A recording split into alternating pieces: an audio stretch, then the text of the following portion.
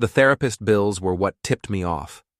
Not the late nights, not the secretive phone calls, not even the way Mara had started talking about energy alignment and soul connections, like she'd swallowed a self-help manual whole.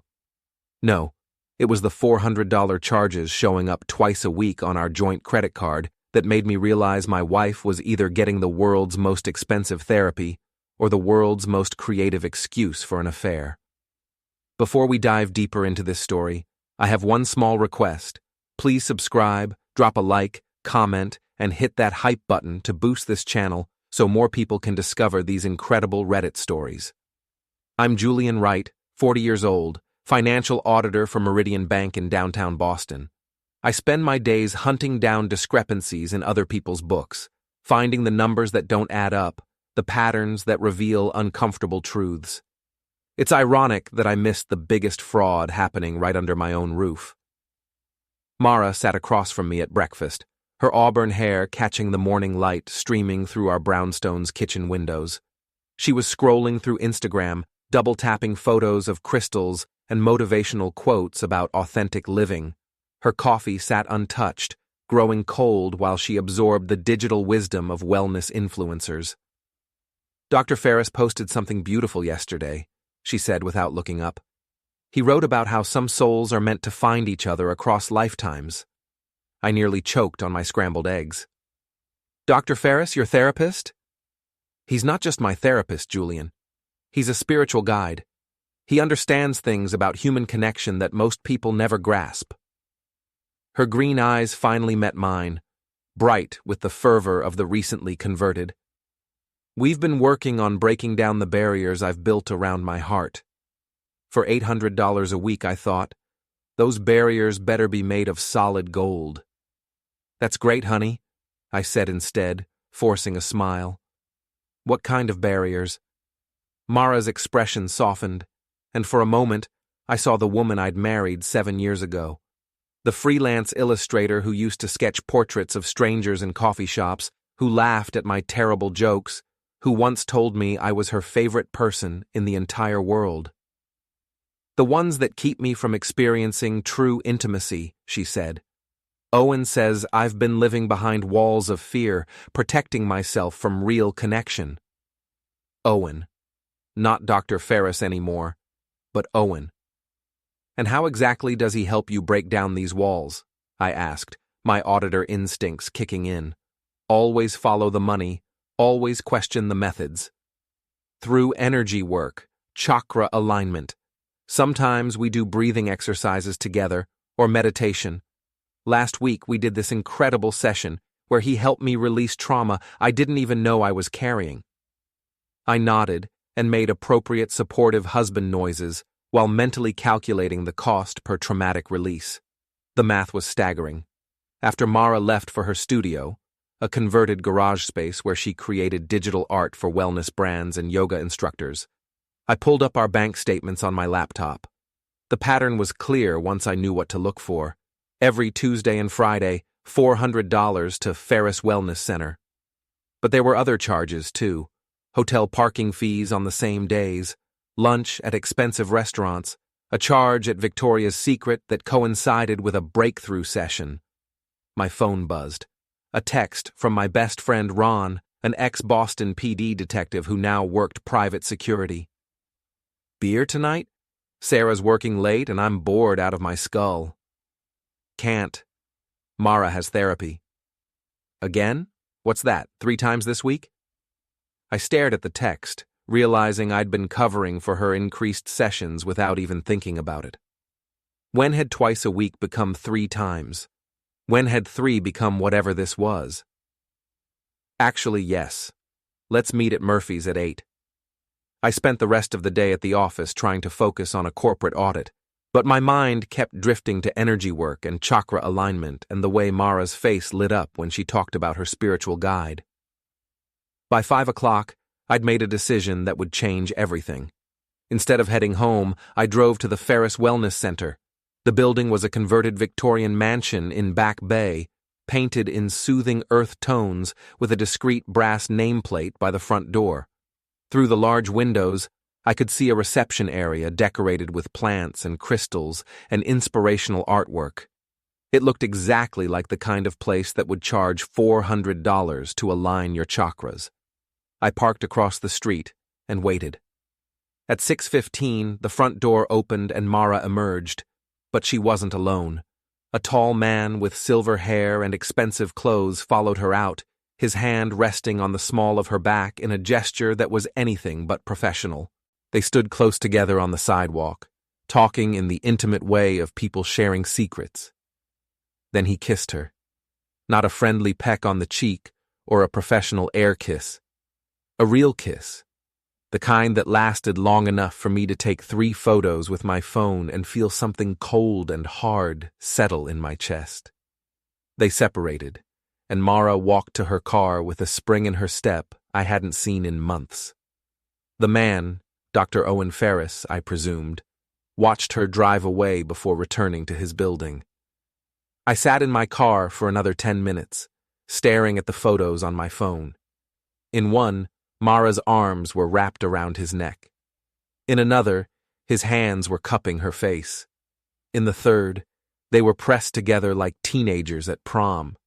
My wife was having an affair with her therapist, and I was paying for it. The bitter irony wasn't lost on me. I'd spent my career following paper trails, uncovering financial improprieties, exposing people who thought they were too clever to get caught. Now I was the mark, the sucker, the guy who'd been writing checks for his own betrayal. I drove to Murphy's pub in a daze, my mind already shifting into the methodical, analytical mode that served me well in audits. This was just another case now, another set of books that didn't balance. The only difference was that this time, the fraud was personal. Ron was already there, nursing a beer and watching the Red Sox game on the bar's ancient television. He took one look at my face and ordered me a double whiskey. "What happened?" he asked. I showed him the photos. Ron studied them with the detached professionalism of someone who'd spent 15 years investigating other people's worst moments. "How long has this been going on?" "I don't know. Months, maybe. She started seeing him in January for anxiety and self-discovery. It's June now." "Jesus, Julian, I'm sorry." I knocked back the whiskey, feeling it burn. "You know what the worst part is? I was actually proud of her for taking care of her mental health. Supportive husband of the year, encouraging her to work through her issues." "What are you going to do?" That was the question, wasn't it? What does a man do when he discovers his wife is cheating on him with a therapist who's charging premium rates for the privilege? "I'm going to do what I do best," I said. "I'm going to follow the money." The next morning, Mara left early for what she called a sunrise meditation session with Owen. She kissed my cheek before leaving, the same casual peck she'd given me every morning for 7 years, and told me she loved me. The ease with which she lied was almost impressive. After she left, I opened my laptop and began the most important audit of my career. Our joint checking account told a story of escalating deception. The therapy sessions had started modestly. Once a week, $200 per session. Standard rates for a licensed therapist in Boston. But by March, the sessions had doubled in frequency and price. By April, there were additional charges. Intensive healing workshops, private energy alignment sessions, couples therapy preparation. That was rich. But it was the credit card statements that painted the clearest picture. Hotel charges at the Fairmont Copley Plaza, always on the same days as therapy sessions, expensive lingerie purchases, dinners at romantic restaurants in the North End, a weekend getaway to a spa in Vermont that coincided with a spiritual retreat Mara had mentioned in passing. I was funding their entire relationship. My phone rang. Mara's contact photo, a selfie of us from last Christmas, both grinning like idiots, filled the screen. "Hi, honey," she said, her voice breathless. "I'm going to be late tonight. Owen scheduled an emergency session for me. Apparently I had a major breakthrough this morning and he wants to help me process it while the energy is still fresh." "What kind of breakthrough?" I asked, proud of how normal I sounded. It's hard to explain. Something about releasing old patterns and opening myself to new possibilities. Owen says I'm on the verge of a major transformation. I bet he does, I thought. That's wonderful, sweetheart. I'm proud of you for doing this work. Thank you for being so supportive. I know this hasn't been easy with all the sessions and the expense. Your healing is worth every penny. After we hung up, I sat in our kitchen and laughed until tears ran down my face. The sheer audacity of it was breathtaking. She was literally asking for my blessing to cheat on me, and I was giving it. That afternoon, I drove to the Ferris Wellness Center again. This time, I came prepared with a telephoto lens borrowed from Ron and a thermos of coffee for a long wait. The building was busier during the day. I watched a steady stream of well-dressed women enter and exit, most of them carrying yoga mats or reusable water bottles decorated with inspirational quotes. Dr. A. Owen Ferris had built himself quite a clientele. At 3 o'clock, Mara's silver Honda pulled into the small parking lot behind the building. She sat in her car for several minutes, checking her makeup in the rearview mirror and applying fresh lipstick. Then she walked to a side entrance I hadn't noticed before. 20 minutes later, the same door opened and Owen Ferris emerged alone. He walked to a black BMW parked in a reserved space and drove away. I waited another hour, but Mara didn't come out. Her car remained in the lot. At 5:30, Owen returned. He went through the side door and 15 minutes later, he and Mara emerged together. This time, instead of separating immediately, they walked to his BMW together. Mara got in the passenger seat. I followed them through Boston traffic, staying far enough back to avoid detection but close enough to see where they went. They drove to the Fairmont Copley Plaza, the same hotel that had been appearing on our credit card statements. I parked across the street and watched them enter the hotel lobby together, Owen's hand on Mara's lower back, guiding her toward the elevators like they'd done this 100 times before. My phone buzzed with a text from Mara. Session running long, don't wait up, love you. I sat in my car outside the hotel where my wife was cheating on me and tried to figure out what I was feeling. Anger, obviously.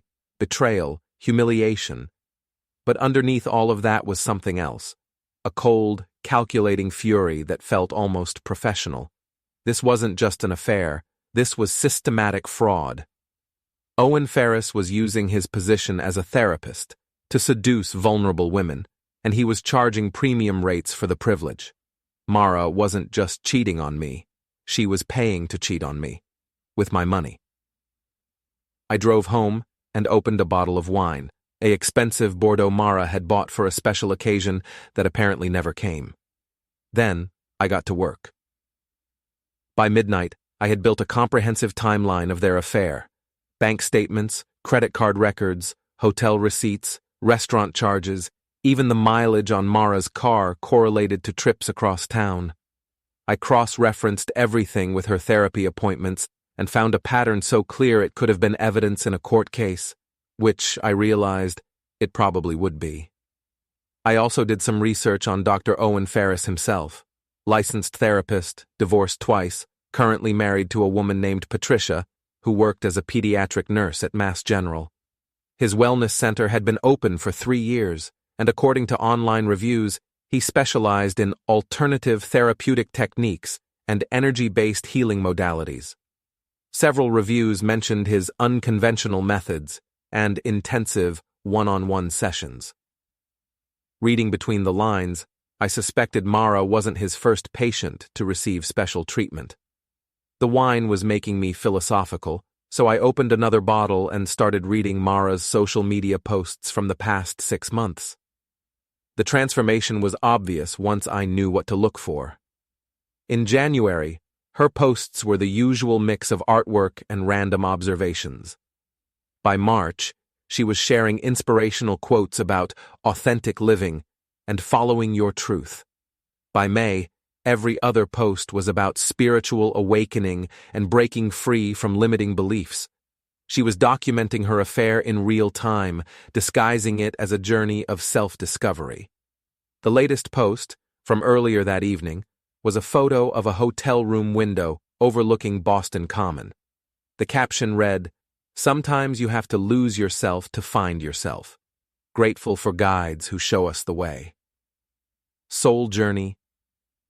Authenticity. Blessed. 43 likes, including one from someone named Owen Wellness.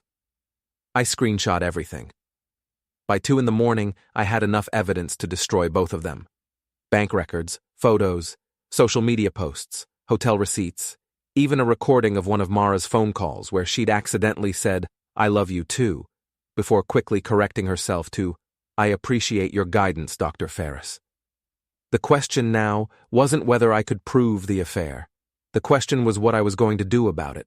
I could confront them directly, but that would just lead to denials, excuses, and probably a messy divorce, where Mara would claim she was the victim of an unethical therapist. She'd get sympathy, maybe even a settlement if she sued Owen for malpractice. I could report Owen to the state licensing board, but that would take months to investigate, and in the meantime, they'd continue their relationship with my money, or I could do something else entirely, something that would give them both exactly what they deserved. I poured another glass of wine and began planning my revenge. Mara came home at 7 in the morning, claiming she'd fallen asleep at her friend Greta's house after a late-night processing session about her therapeutic breakthroughs. She looked radiant in the way women do after great connection, her skin glowing and her movements loose and satisfied. "You look happy," I said, handing her a cup of coffee. "I feel like I'm finally becoming who I'm meant to be," she said, accepting the mug with a grateful smile. "Owen says I'm shedding old patterns and embracing my authentic self." "That's wonderful, sweetheart. I can see the difference in you." And I could. She was lighter, more energetic, more confident than she'd been in years. The affair was good for her, which somehow made it worse. "I know this has been expensive," she continued, settling into the breakfast nook where we'd shared thousands of meals over the years. "But I think I'm close to a major breakthrough. Owen thinks I might be ready for the next level of work." What's the next level? Intensive therapy. It would mean more sessions, maybe some overnight retreats. It's a significant investment, but Owen says it could transform my entire life. I nearly laughed. She was asking permission to escalate the affair, to spend even more of our money on hotel rooms and romantic dinners and whatever other therapeutic techniques Owen had in mind.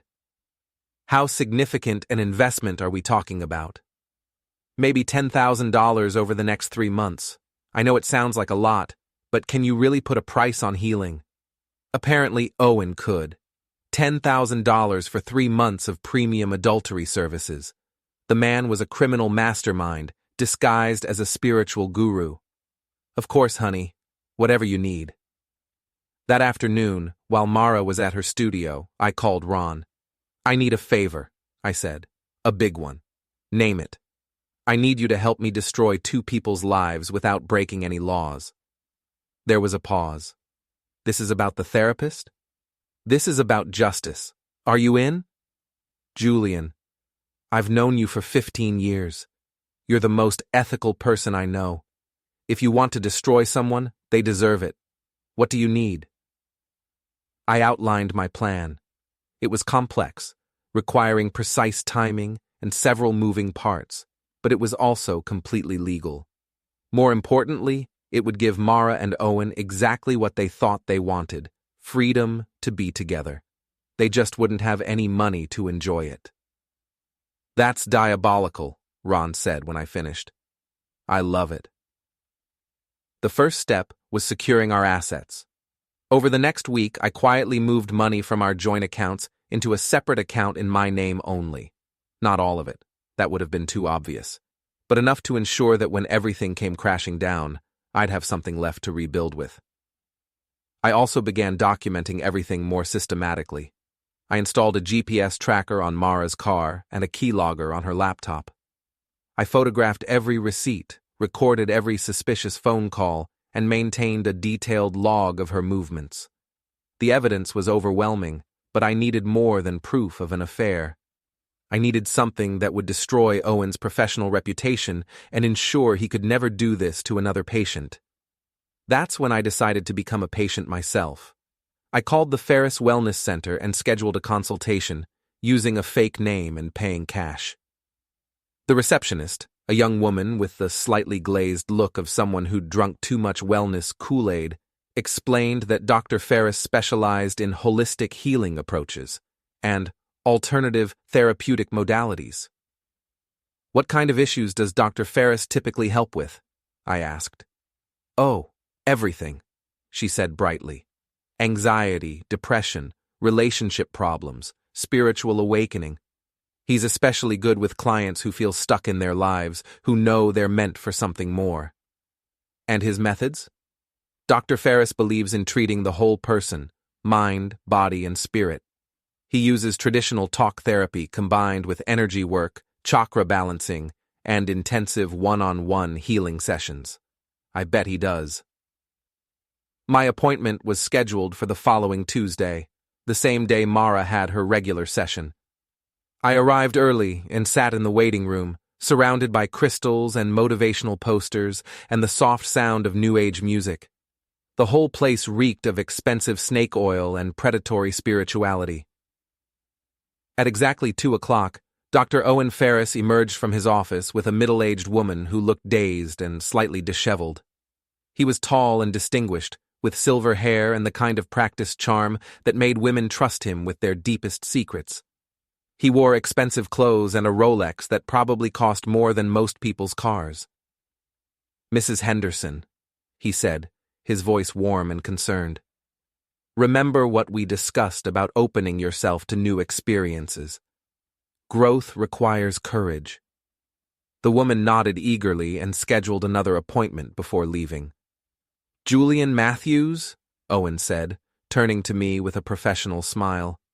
I followed him into his office, which was decorated like a cross between a therapist's office and a meditation retreat. Soft lighting, comfortable furniture, more crystals, and several diplomas on the wall that I made a mental note to verify later. "So, Julian," Owen said, settling into his chair with practiced ease, "what brings you to see me today?" "My marriage is falling apart," I said, which was true enough. "My wife has been distant lately, and I'm worried she might be having an affair." Owen's expression didn't change, but I caught a flicker of something in his eyes. Amusement? Contempt? "That must be very difficult for you," he said. "Tell me about your relationship." For the next hour, I spun a tale of marital discord and emotional neglect, describing a wife who'd grown cold and distant, who spent money on mysterious expenses and came home late with weak excuses. I painted myself as a confused, desperate husband who just wanted to save his marriage. Owen listened with apparent sympathy, occasionally asking probing questions about our private life, our communication patterns, and my wife's spiritual journey. He was fishing for information, I realized, trying to figure out if I knew about Mara. "It sounds like your wife might be going through a spiritual awakening," he said finally. "Sometimes when people begin to discover their authentic selves, they outgrow their old relationships." "What do you mean?" "Well, Julian, it's possible that your wife is evolving beyond the limitations of your marriage. She may be discovering needs and desires that you can't fulfill." The audacity was breathtaking. He was literally telling me that my wife was too good for me, using therapeutic language to justify breaking up my marriage. "So what should I do?" I asked. "The first step is accepting that you can't control another person's journey," Owen said. "Sometimes the most loving thing we can do is let someone go. But I love her." Love isn't about possession, Julian. It's about wanting what's best for the other person, even if that means they leave you behind. I left his office with a follow-up appointment and a head full of New Age nonsense about releasing attachment and embracing transformation. I also had a recording of the entire session, thanks to the digital recorder in my jacket pocket. Dr. Owen Ferris wasn't just sleeping with his patients. He was actively encouraging them to leave their husbands, using his position as a therapist to manipulate vulnerable women into thinking that destroying their marriages was actually a form of spiritual growth.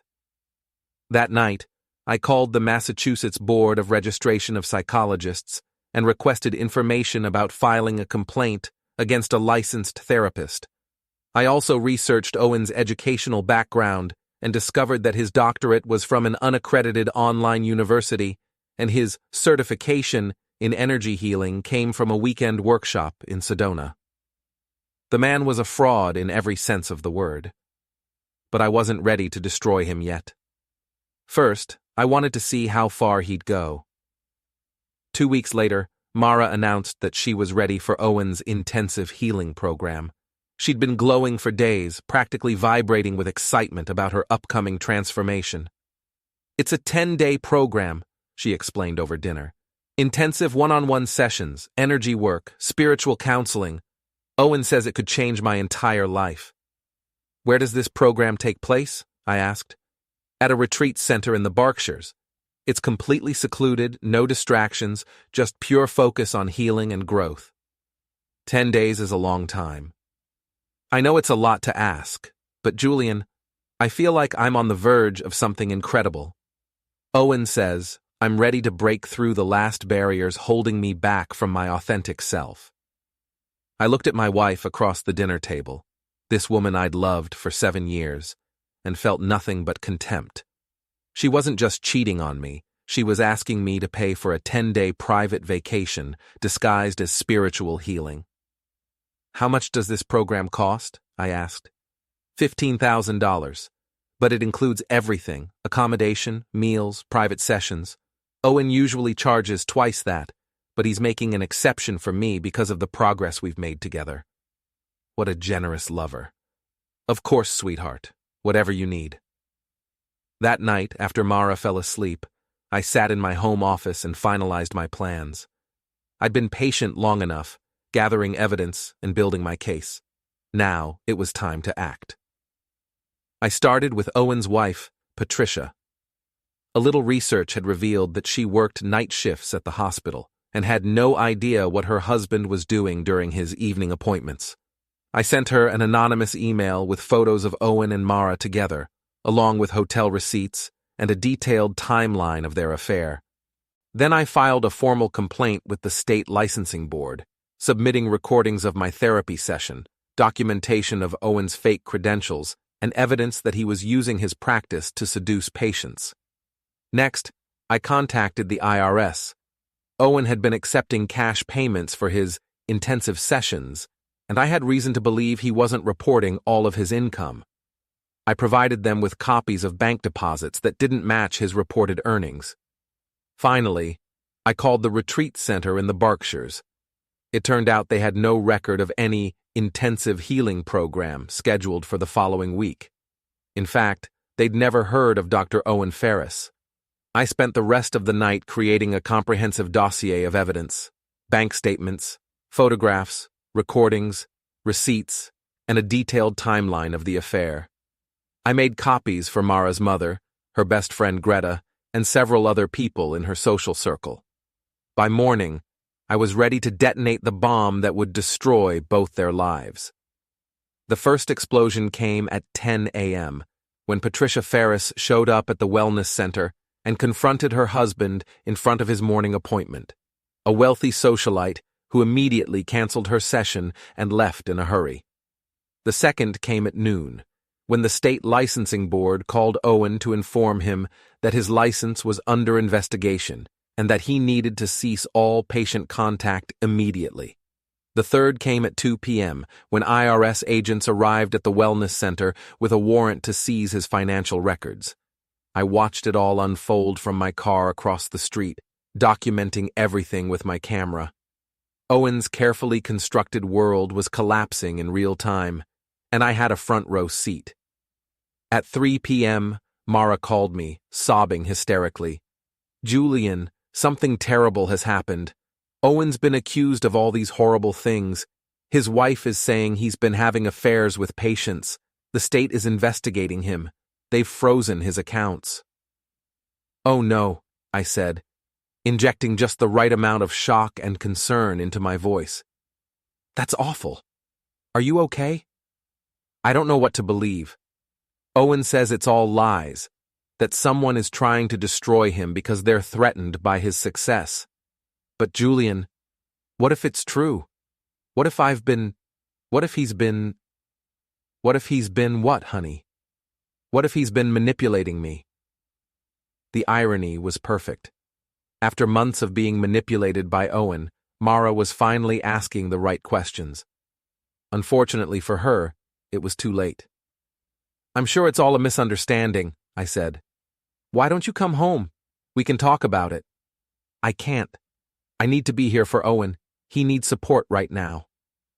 "Mara, maybe you should distance yourself from this situation. If there's an investigation..." "No, I won't abandon him when he needs me most. This is exactly what he warned me about. People trying to tear down anyone who threatens their comfortable illusions." She hung up, and I smiled. Even faced with overwhelming evidence of Owen's fraud, she was choosing to stand by him. It would make the final revelation even more devastating. That evening, I had dinner with Ron at our usual spot. He'd been helping me coordinate the various investigations, using his law enforcement contacts to ensure everything moved quickly. "Patricia Ferris filed for divorce this afternoon," he reported. "She's also talking to a lawyer about suing Owen for emotional distress. Apparently, this isn't the first time he's cheated, just the first time she's had proof." "What about the licensing board?" "They're fast-tracking the investigation. With the evidence you provided, plus Patricia's testimony, they'll probably suspend his license within a week." "And the IRS?" "They found discrepancies in his reported income going back 3 years. He's looking at serious penalties, maybe even criminal charges." I raised my beer in a mock toast. "To justice. To justice," Ron agreed. "So what's next?" Now I wait for Mara to come home. She didn't come home that night or the next. According to the GPS tracker on her car, she was staying at Owen's house, probably offering comfort and support while his life fell apart around him. On the third day, she finally called. "Julian, I need to tell you something." "I'm listening." "I've been having an affair." The words hung in the air between us, heavy with guilt and defiance, and something that might have been relief. "With Dr. Ferris?" I asked. "Yes, I know how it sounds, but it's not what you think. Owen and I have a connection that goes beyond the physical. We're soulmates, Julian. I never believed in that before, but what we have is real." "How long has this been going on?"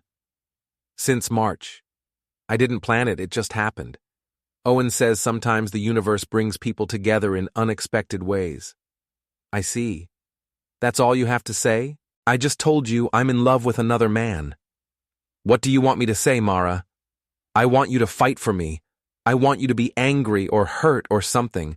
I want you to care enough to have an emotional reaction." I almost laughed. She wanted drama, wanted me to play the role of the devastated husband begging her to stay. It would make her feel important, desired, worth fighting for. "I do care," I said quietly, "but I also think you should be with someone who makes you happy." "You're letting me go?" "I'm accepting reality.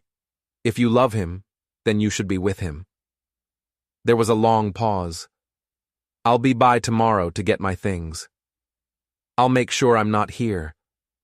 I don't think we should see each other right now." After she hung up, I poured myself a drink and began phase 2 of my plan. Mara came for her belongings the next afternoon while I was at work. She took clothes, personal items, and several pieces of expensive jewelry I'd given her over the years. She also tried to access our joint bank accounts, only to discover that I'd already moved most of the money into accounts she couldn't touch. She called me immediately, furious. "Julian, what did you do to our accounts?" "I protected our assets during a period of marital instability," I said calmly. "It's standard procedure in situations like this." "You can't just steal our money." "I didn't steal anything. I moved money from joint accounts into individual accounts. Everything is properly documented and legally sound. This is vindictive and cruel. This is practical. You're leaving me for another man, Mara. Did you think I'd just hand over half our savings to fund your new relationship?" Owen and I need that money. His accounts are frozen and he can't work while the investigation is ongoing. We have nothing. The desperation in her voice was music to my ears. That sounds like a problem you should have considered before having an affair. Julian, please. I know you're hurt, but don't punish me like this. I'll pay you back, I promise. With what? Your freelance illustration income? Owen's non-existent therapy practice? She was crying now, great heaving sobs that might have moved me 6 months ago. Now they just sounded like the tantrum of someone finally facing consequences for their actions. I love him, Julian. Doesn't that mean anything to you? It means you made your choice. Now you get to live with it. I hung up and immediately called my lawyer to begin divorce proceedings. The next few weeks were a masterclass in watching someone's life implode. Owen's license was suspended pending a full investigation. The IRS seized his assets and placed liens on his property. His wife took him for everything in the divorce, including the wellness center building and his expensive BMW.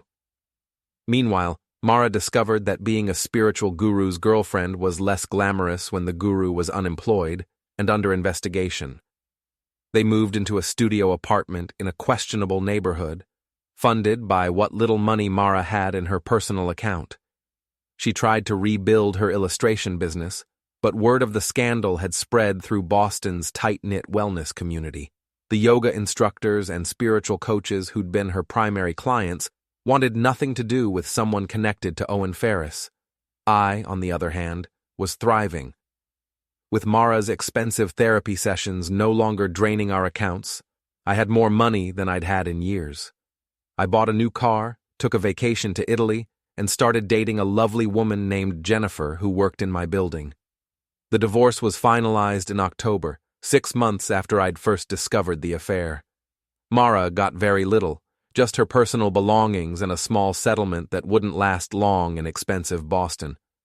But I wasn't done yet. The final phase of my revenge came in November when Owen's criminal trial began. The investigation had uncovered evidence of tax evasion, insurance fraud, and practicing therapy without proper credentials. He was looking at serious prison time. More importantly, the trial revealed the full scope of his predatory behavior. 7 other women came forward with stories of inappropriate relationships, financial manipulation, and emotional abuse disguised as therapy. Mara's name was mentioned repeatedly in court documents and news reports as Patient M, the woman who'd left her husband for the disgraced therapist. Her photo appeared in several newspaper articles about the case. She called me the day after her testimony, sobbing incoherently. Julian, I'm so sorry. I was wrong about everything. Owen used me, just like he used all those other women. I threw away our marriage for a man who never loved me. I know, I said. Can you forgive me? Can we try again? No, Mara, we can't.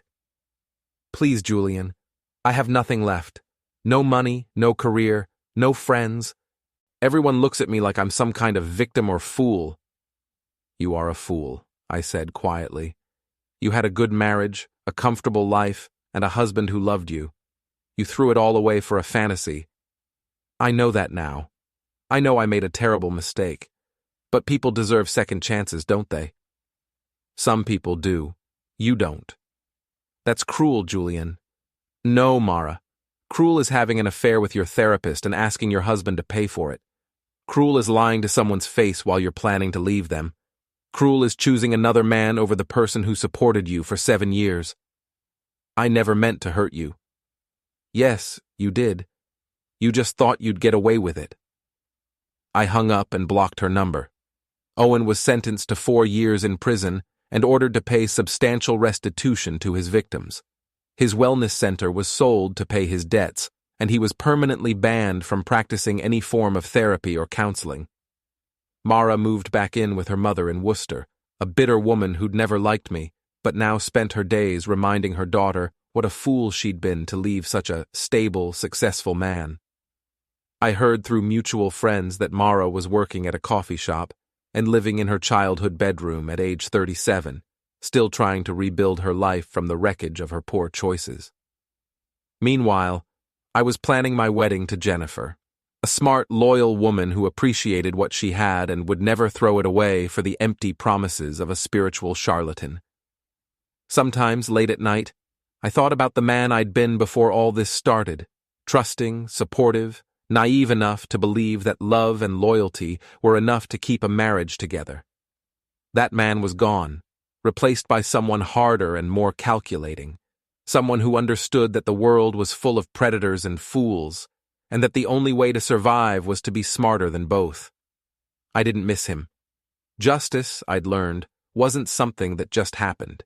It was something you made happen, carefully and methodically, using the tools available to you and the weaknesses of your enemies. Mara had wanted a spiritual awakening, a transformation that would reveal her authentic self. In the end, she got exactly that. Her authentic self turned out to be selfish, gullible, and willing to betray the person who loved her most for the promise of something more exciting. Owen had wanted to help women discover their true desires and break free from limiting relationships.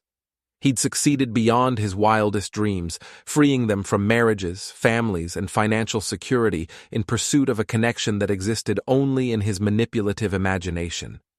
They'd both gotten exactly what they deserved, each other and nothing else.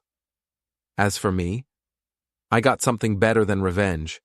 I got a new life, built on the ashes of the old one, stronger and wiser and completely free from the illusions that had once made me vulnerable.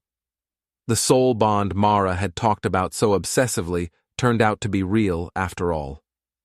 She and Owen were bound together now by their shared destruction, their mutual betrayal, and the knowledge that they'd thrown away everything good in their lives for a fantasy that lasted exactly as long as Owen's freedom. It was the perfect ending to their perfect love story.